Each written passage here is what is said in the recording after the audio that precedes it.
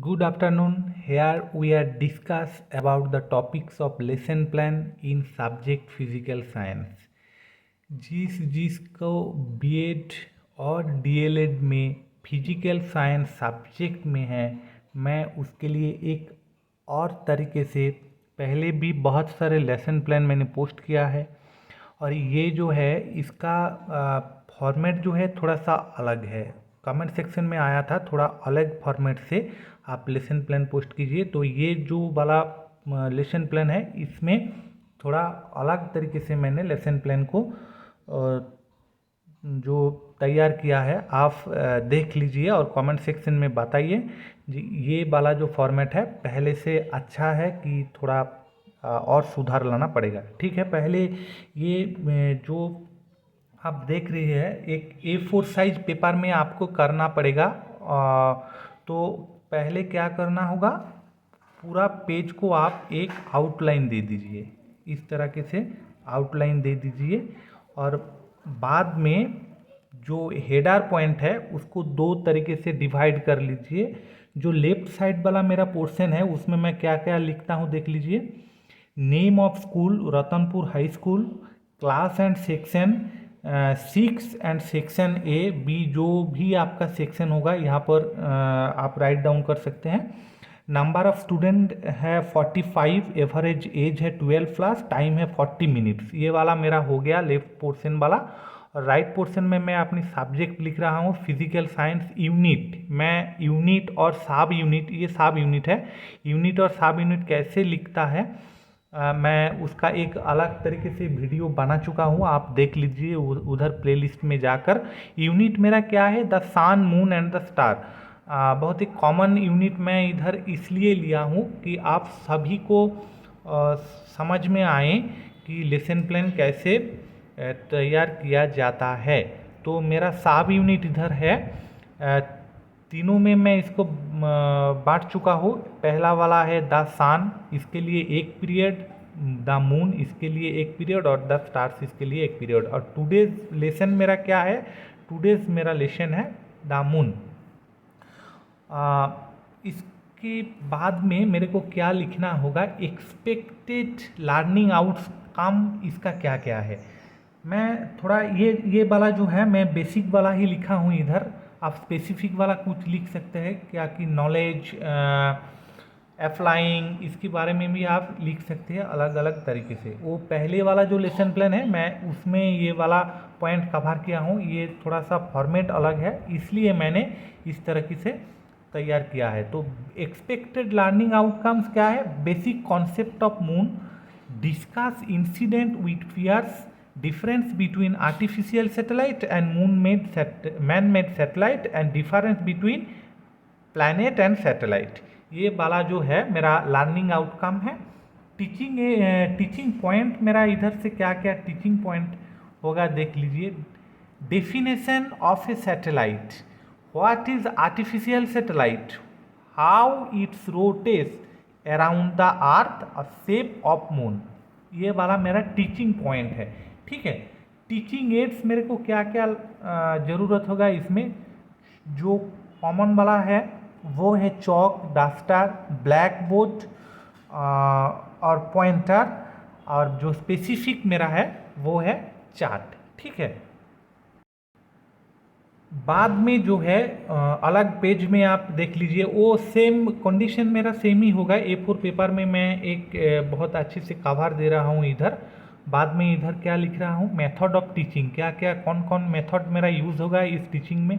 Lecture method, discussion method, experiment method and observation method. ठीक है, previous knowledge के बारे में मैं थोड़ा सा यहाँ पर बात कर लूँगी। अपना जो पीपल्स है उनके साथ क्या है, the sun and all other heavenly bodies that revolves round the sun is called solar system, a heavenly body that revolves round the sun is called planet, the earth is one of the 8 planets of the solar system, the earth have one natural satellite is called the moon। जो moon जो है उसके बारे में जाने से पहले मैं अपनी क्लासरूम को इस तरह से तैयार कर लेना चाहता हूँ कि उसमें जो स्टूडेंट है अगर पिछले दिन वो क्लास में नहीं आया है तो उसको क्लास में इंटरेक्ट करने के लिए थोड़ा वक्त मिल जाएगा, और जो पिछला वाला जो मेरा लेसन और चैप्टर है उसकी थोड़ा सा अगर मैं याद कर लूँ जो अपने छात्र है उसके साथ, तो आसानी होगी टुडेज लेसन में। Introduction and announcement of topics, ठीक है। तो इसमें इस पॉइंट में मेरा क्या क्या है, मेरा जो टीचर और स्टूडेंट के बीच जो पहले वाला जो सेक्शन मेरा क्लास मेरा था उसमें जो क्वेश्चन और आंसर है उसके बारे में यहाँ पर बात करना होगा। क्या, teacher name the planet where life exist, तो स्टूडेंट का आंसर यहाँ पर क्या होगा, अर्थ। सर और मैडम जो भी आप है, टीचर क्या बोलता है इसके बाद, name the all heavenly bodies, तो स्टूडेंट का रिप्लाई आता है उधर से, the sun, the moon, the stars and the planet. Teacher का अगला जो क्वेश्चन है वो है, how many satellite of the planet Earth, तो ओनली वन इसमें आंसर है। नाउ आई इधर क्या होगा इसके बारे में, now we are going to discuss the topics moon and its related key points.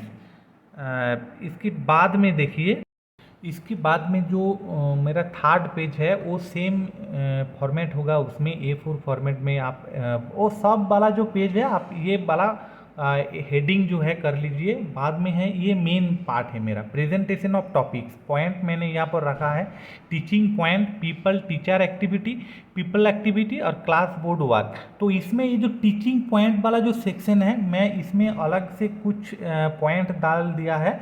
वो पहले वाला जो टीचिंग पॉइंट है ना वो आप बिल्कुल यहाँ पर वो ही लिख सकते हैं, कोई दिक्कत नहीं है इसमें। मैं थोड़ा सा अलग यहाँ पर इसलिए डाला हूँ कि आपको समझ में आ जाए कि टीचिंग पॉइंट में लिखता क्या है आखिर। तो आप लेफ्ट साइड में मैं इंट्रोडक्शन यहाँ पर लिखा हूँ, यहाँ पर जो है, we live on planet earth, the earth is one of the 8 planet of the solar system. अपने तरीके से लिखिए, ये वाला जो है मैं आपको समझाने के लिए यहाँ पर द मून पार्ट लिया है, इजी है ये वाला पार्ट। तो क्या है, पीपल क्या करेगा, people right note down in the notebook.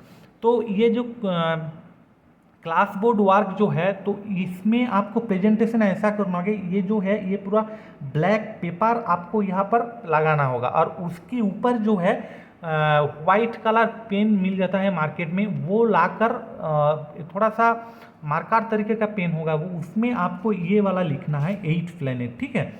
तो उसके बाद में है डिस्क्राइब, यहाँ पर एक क्वेश्चन मैंने रखा है, name 1 planet of our solar system, earth sir, वो उसका आंसर होगा। तो ये क्या कर सकते हैं आप, ये वाला जो पॉइंट है, क्वेश्चन वाला जो पॉइंट है आप ज़्यादा रखिए यहाँ पर, ठीक है। पीपल टीचर्स एक्टिविटी में क्वेश्चन वाला पॉइंट ज़्यादा रखिए, मैंने यहाँ पर कुछ ही लिया है क्वेश्चन वाला पॉइंट, थोड़ा सा ज़्यादा लेना चाहिए था। Describe, classify, guide, question, conversation, discussion, आखिर में है compare between earth and moon, ठीक है। ये वाला की टीचिंग पॉइंट मैंने रखा है, और इसमें जो है पीपल टीचर्स पॉइंट में मैं थोड़ा सा स्पीड में लेकर यहाँ पर पूरा पढ़ लेता हूँ। ये satellite is a heavenly body that revolves around a planet, our Earth has only one natural satellite, the moon, some planet like Mercury and Venus have no satellite. Question point 2, which planet have no satellite, answer is Mercury and Venus. यहाँ पर लिखा हूँ, the moon is the natural satellite, the planet Earth, ये वाला CBW में आएगा, ये वाला भी CBW में। Moon is round in shape, main point आपको लिखना होगा इधर।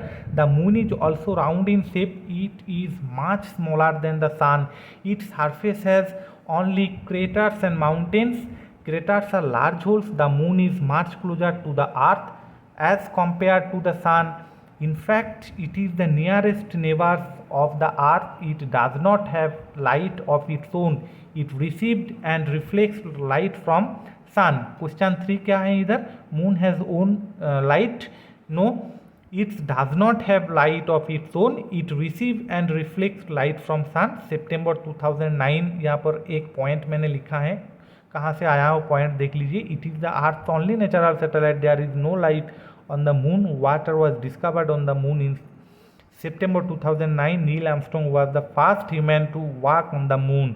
यहाँ पर लिखा हूँ मैंने नील आर्मस्ट्रॉन्ग, देख लीजिए। लास्ट वाला पेज क्या है, जो मेरा लास्ट वाला जो पेज है उसमें मैं समराइजेशन करके एक पॉइंट मैंने इधर लिखा है, वो है the moon is only one natural satellite the planet earth, its shape is round, many craters and mountains on the moon, it does not have own light from sun, it gets light and heat. इसमें summarisation क्या है, आप जो पाठ जो पढ़ा रहे हैं अपने बच्चे को, पढ़ा चुके हैं, उसकी समराइजेशन करके एक पॉइंट छोड़ दीजिए, ठीक है। ये जो है पोस्ट प्रेजेंटेशन स्टेज है। क्लास के बाद जो 5 या 7 मिनट आप का रह जाएगा, उसमें जो अपना का स्टूडेंट जो है वो कितना इंटरेक्टिव था आपकी क्लास में, इसमें आपको पता चल जाएगा। कुछ आसान यहाँ पर क्वेश्चन रख लीजिए, और जो आपका क्लासरूम में फास्ट और मिडिल और लास्ट बेंच, मतलब कि इधर उधर कुछ बच्चे को चूज कर लीजिए और क्वेश्चन थ्रो कीजिए। How many planet in our solar system? 8 planet. ऐसा ज़रूरत नहीं कि हर बार आंसर राइट ही आएगा, ये वाला आप नो करके छोड़ सकते हैं, अगले बच्चे में जा सकते हैं। ये आपको पढ़ाने के तरीके के ऊपर निर्भर होगा।